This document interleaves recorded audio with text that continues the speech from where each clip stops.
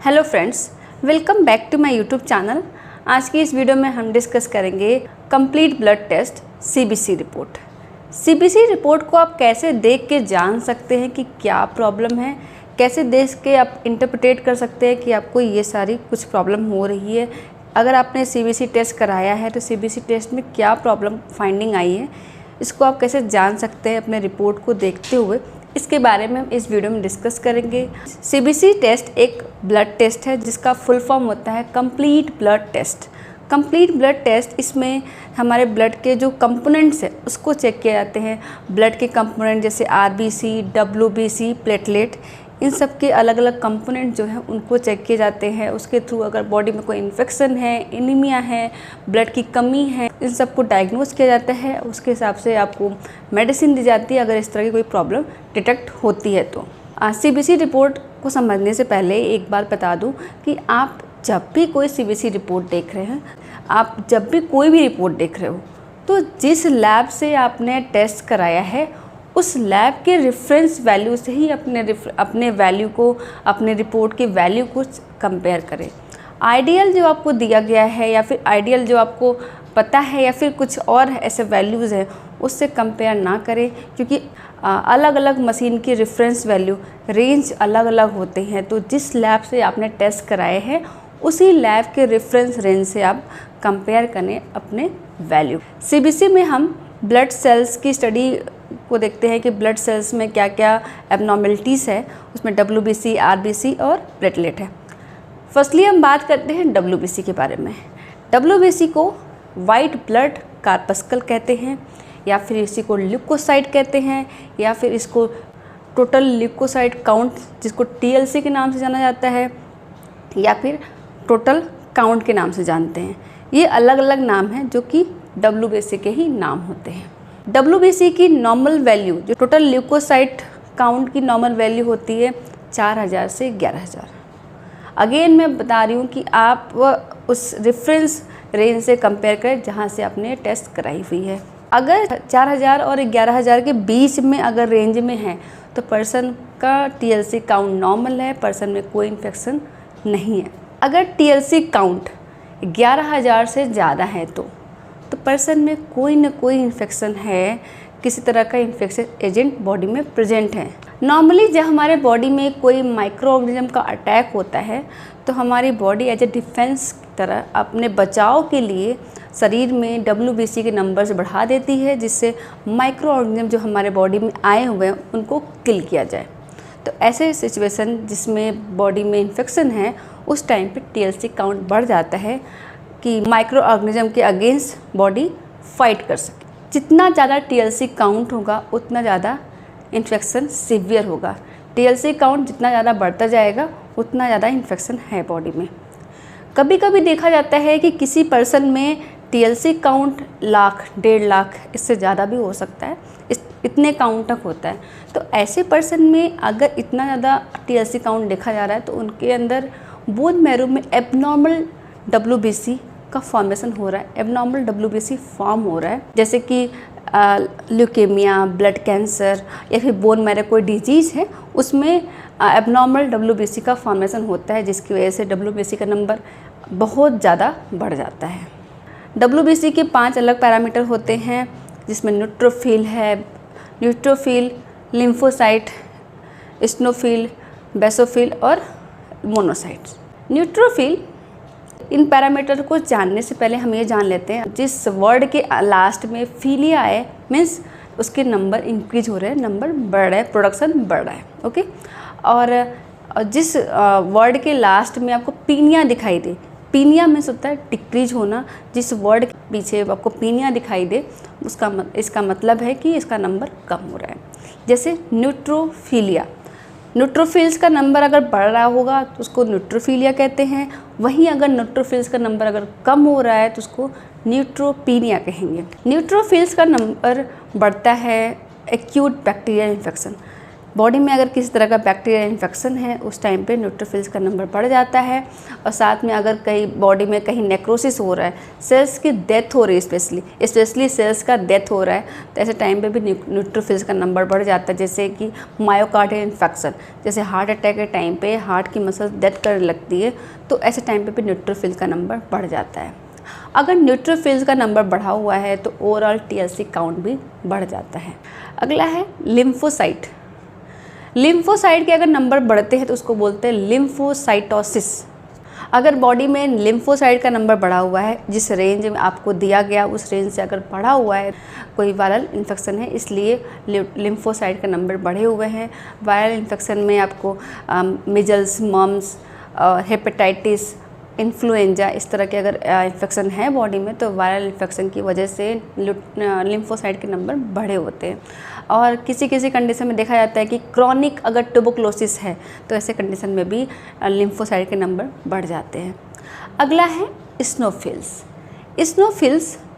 स्नोफिल के नंबर अगर बढ़े हुए मिल रहे हैं बॉडी में तो मीन्स स्नोफिल के नंबर तब बढ़ते जब बॉडी में कोई एलर्जिक रिएक्शन हुआ हो या फिर एलर्जिक डिजीज़ है, उस टाइम पे स्नोफिल के नंबर अपने आप बढ़ जाते हैं। जैसे अस्थमा है, पैरासाइट इन्फेक्शन है, इन सब कंडीशन में स्नोफिल के नंबर बढ़ जाते हैं। अगला है बेसोफिल और मोनोसाइट। इन सब के ज़्यादा इंपॉर्टेंट रोल नहीं होते हैं इन्फेक्शन को लेके। अगर बॉडी में इन्फेक्शन का पता करना है कि हमें बॉडी में इन्फेक्शन है या नहीं, तो हमें TLC काउंट पे फोकस करना होता है। TLC काउंट अगर बढ़ा हुआ है तो पर्सन में इन्फेक्शन हो सकता है, सस्पेक्टेड है कि पर्सन में इन्फेक्शन है, इसलिए TLC काउंट बढ़ा हुआ है। अगला पैरामीटर है RBC, रेड ब्लड सेल्स या फिर रेड ब्लड कार्पस्कल। RBC के नॉर्मल काउंट जो होते हैं वो 4 to 6 मिलियन सेल्स पर माइक्रोलीटर होता है। अलग अलग आपको अलग अलग यूनिट में दिखाई देंगे, 4 to 6 मिलियन पर माइक्रोलीटर होते हैं। CBC के अंदर आपने देखा होगा कि इसमें RBC के बाद आता है हीमोग्लोबिन लिखा होता है कितना अमाउंट में है। तो हीमोग्लोबिन मेल एंड फीमेल दोनों में अलग अलग होता है। अगर एवरेज देखा जाए तो 12 से 16 के बीच में होता है। मेल में थोड़ा ज़्यादा होता है और फीमेल में थोड़ी कम होते हैं हीमोग्लोबिन RBC के अंदर पाए जाते हैं। हमारे ब्लड को जो कलर दे रहा है, कलर जो मिल रहा है, लाल रंग जो मिल रहा है हमारे ब्लड को, वो हीमोग्लोबिन की वजह से मिल रहा है। हीमोग्लोबिन RBC के अंदर पाए जाते हैं और हीमोग्लोबिन का फॉर्मेशन होता है हीम प्लस ग्लोबिन की वजह से, और हीम का फॉर्मेशन होता है आयरन की वजह से। अगर बॉडी में आयरन की कमी हो जाए तो हीम का फॉर्मेशन नहीं होगा, ओवरऑल हीमोग्लोबिन का फॉर्मेशन अच्छे से नहीं होगा। अगर बॉडी में ग्लोबुलिन प्रोटीन की डिफिशियंसी हो जाए, ग्लोबुलिन प्रोटीन कम हो जाए तो हीमोग्लोबिन का फॉर्मेशन नहीं होगा। ऐसा थैलेसीमिया के पेशेंट में देखा जाता है कि उनमें एबनॉर्मल प्रोटीन का फॉर्मेशन होने लगता है, जिसकी वजह से ओवरऑल उनको एनीमिक रहते हैं पूरे टाइम। हीमोग्लोबिन काउंट अगर कम है पर्सन में तो हो सकता है आयरन की कमी हो, प्रोटीन की कमी हो, या फिर ओवरऑल ब्लड का लॉस हुआ हो, इस वजह से हीमोग्लोबिन की कमी हो सकती है। ओवरऑल अगर ब्लड की कमी हुई है तो RBC का लॉस हुआ है, RBC का लॉस हुआ है तो हीमोग्लोबिन का भी लॉस हुआ है। ओवरऑल इसकी वजह से भी हीमोग्लोबिन कम हो सकता है। अगला रीजन है RBC का destruction. Auto immune haemolytic anaemia. Body में ऐसे कुछ ऐसे तत्व बनने लगते हैं जो कि RBC को ही हीमोलाइज करने लगते हैं, RBC को डिस्ट्रक्ट करने लगते हैं, जिसकी वजह से एनीमिया हो जाता है। हीमोग्लोबिन का इम्पोर्टेंस क्या है हमारे बॉडी में? हीमोग्लोबिन क्यों इम्पोर्टेंट है हमारे लिए? हीमोग्लोबिन हमारे बॉडी में ऑक्सीजन को कैरी करने का काम करता है। हमारे लंग्स से ऑक्सीजन और कार्बन डाइऑक्साइड का एक्सचेंज करता है। लंग से ऑक्सीजन को लेके जाता है और पूरे बॉडी में ये डिलीवर करने का काम करता है, पूरे बॉडी में ट्रांसफ़र करने का काम करता है। इसलिए ऐसे पर्सन जिनको एनीमिया है, खून की कमी है, हीमोग्लोबिन की कमी है, ऐसे पर्सन में ऑक्सीजन को कैरी करने की जो क्षमता है वो कम हो जाती है, क्योंकि हीमोग्लोबिन की कमी है। ऐसे पर्सन को बार बार थकान होती है, सांस फूलता है, और जब भी वो कोई काम करने जाते हैं तो बहुत जल्दी वो थक जाते हैं। इसलिए हीमोग्लोबिन हमारे बॉडी में इतना इम्पॉर्टेंट है। अगर उसकी कमी हो जाए तो हम अपना पूरा प्रॉपर काम नहीं कर पाएंगे, बहुत जल्दी थक जाएंगे, सांस फूलने जैसी समस्याएं दिखाई देती हैं। नेक्स्ट है RBC के कुछ पैरामीटर जिसको आरबीसी इंडिसेस भी कहते हैं, जिसमें एमसीवी, एमसीएच, एमसीएससी ये सारे आते हैं। तो MCH mean corpuscular haemoglobin, mean corpuscular volume. Mean corpuscular volume, अगर बॉडी में हीमोग्लोबिन की मात्रा नॉर्मल है तो उसको नॉर्मोसाइटिक आरबीसी कहेंगे, नॉर्मोसाइटिक आरबीसी होगा। अगर हीमोग्लोबिन का नंबर कम है तो उसको माइक्रोसाइटिक आरबीसी कहेंगे, क्योंकि आरबीसी की साइज जो है छोटी हो जाएगी। हीमोग्लोबिन का नंबर अगर ज़्यादा है तो आरबीसी की साइज बड़ी होगी, तो इसको मैक्रोसाइटिक आरबीसी कहेंगे। Mean corpuscular volume means RBC का साइज कितना है, आरबीसी की साइज किस तरह की है, कितनी है, इसको बताता है, इसको बताने का काम करता है। दूसरा है एमसीएच या फिर एमसीएससी।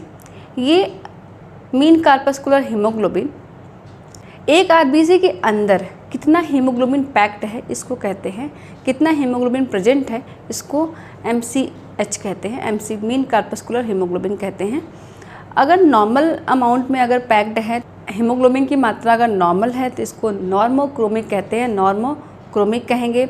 अगर वही हीमोग्लोबिन की मात्रा कम है तो इसको हाइपोक्रोमिक कहेंगे, क्योंकि हीमोग्लोबिन की मात्रा कम है इसलिए ब्लड का कलर है वो फीका हो जाएगा, ब्लड का कलर लाइट हो जाता है अगर हीमोग्लोबिन की मात्रा कम हो जाती है, क्योंकि हीमोग्लोबिन ऐसा तत्व है जो हमारे ब्लड को कलर प्रदान करता है, कलर देता है।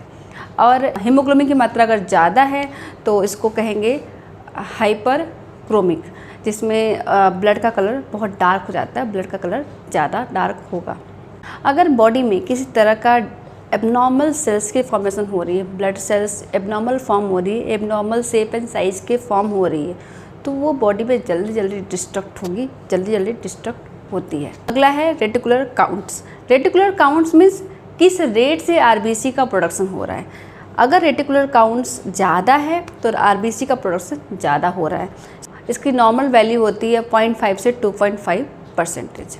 ये किन किन केस में बढ़ती है, अगर पर्सन के बॉडी में ज़्यादा आरबीसी की डिमांड ज़्यादा है तो उस टाइम पे रेटिकुलर साइट बोन मैरो को मैसेज जाएगा, बोन मैरो के लिए एक ऐसा केमिकल फॉर्म होंगे बॉडी में जिसके थ्रू आरबीसी का ज़्यादा प्रोडक्शन हो सके, रेटिकुलर साइट्स का ज़्यादा प्रोडक्शन हो सके बोन मैरो के अंदर।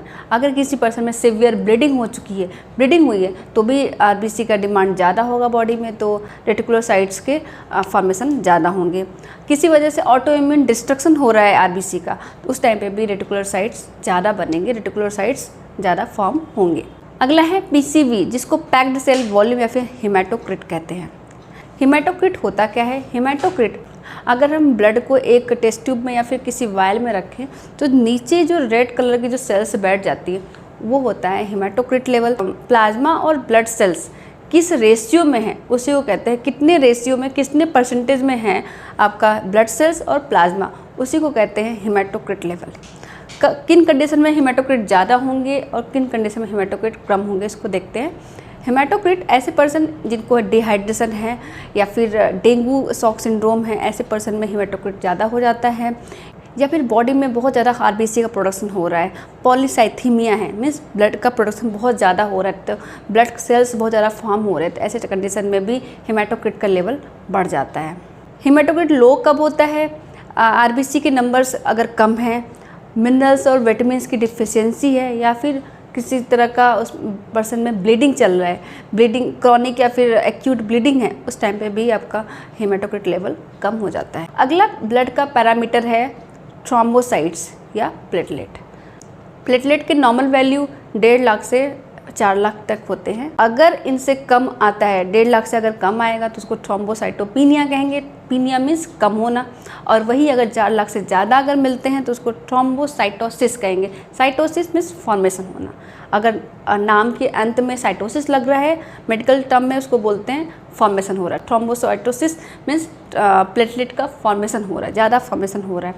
और थ्रोम्बोसाइटोपिनिया, पिनिया वर्ड है, इस वजह से थ्रोम्बोसाइट्स का नंबर कम हो रहा है, मीन्स प्लेटलेट का नंबर कम हो रहा है। ओके, RDW आपने सीबीसी रिपोर्ट में देखा होगा, RDW लिखा होता है। साइज और वॉल्यूम के रेशियो को RDW कहते हैं। आरबीसी के साइज एंड उसके वॉल्यूम के रेशियो को ही RDW कहते हैं। इसका नॉर्मल रेशियो 12 से 15% तक होता है इन एडल्ट। ये तो हो गई सीबीसी की बात, नॉर्मल सीबीसी जो कि ऑटोमेटेड मशीन के थ्रू होती है। अगला आपने देखा होगा CBC with peripheral blood smear. ऐसे पर्सन जिनके अंदर एबनॉर्मल ब्लड सेल्स का फॉर्मेशन हो रहा है, एबनॉर्मल सेल्स फॉर्म हो रही है, उनको एडवाइस की जाती है कि पेरिफेरल ब्लड स्मीयर की जाए। इसमें जो टेक्नीशियन होते हैं वो स्लाइड फॉर्म करते हैं ब्लड का और उसको माइक्रोस्कोपिक के थ्रू देखते हैं कि क्या एबनॉर्मल सेल्स फॉर्म हुई है, क्या एबनॉर्मल सेल्स का फॉर्मेशन हो रहा है, या फिर प्रिकर्सर, कोई ब्लड के जो प्रिकर्सर्स है वो फॉर्म हो रहे हैं, वो हमारे ब्लड के अंदर ज़्यादा मात्रा में दिख रहे हैं क्या। इस सब को देखने के लिए पेरिफेरल ब्लड स्मीयर का टेस्ट किया जाता है। इससे डिटेक्ट होता है थ्रोम्बोसाइटोपेनिया या थ्रोम्बोसाइटोसिस, प्लेटलेट का नंबर ज़्यादा है या फिर कम है, एबनॉर्मल सेल्स के फॉर्मेशन हो रहे हैं। एनीमिया को डिटेक्ट करने के लिए, किस तरह की एनीमिया है इसको जानने के लिए, और बॉडी में इन्फेक्शन है जैसे मलेरिया है या फिर माइक्रोफाइलेरिया, फाइलेरियोसिस या फिर इस तरह की कोई इन्फेक्शन है, इसको डिटेक्ट करने के लिए पेरिफेरल ब्लड स्मीयर किया जाता है सीबीसी के साथ। Okay, this is all about for CBC. Hope you understand कैसे आपको सीबीसी की रिपोर्ट देखनी है, समझनी है। मैं जानती हूँ कि मैंने काफ़ी डीप में आपको बताया है, लेकिन मैंने कोशिश किया कि आपको बहुत इजी वे में आपको बता सकूँ, इजी वे में आपको समझा सकूँ। आई होप ये वीडियो आपके लिए लाभकारी होगा। अगर आपको ऐसे और वीडियोस, अगर आपको ऐसे और टॉपिक्स पे वीडियोस चाहिए तो आप मुझे कमेंट कर सकते हैं। ऐसी और जानकारी के लिए मेरे चैनल को सब्सक्राइब करें। Okay, thank you.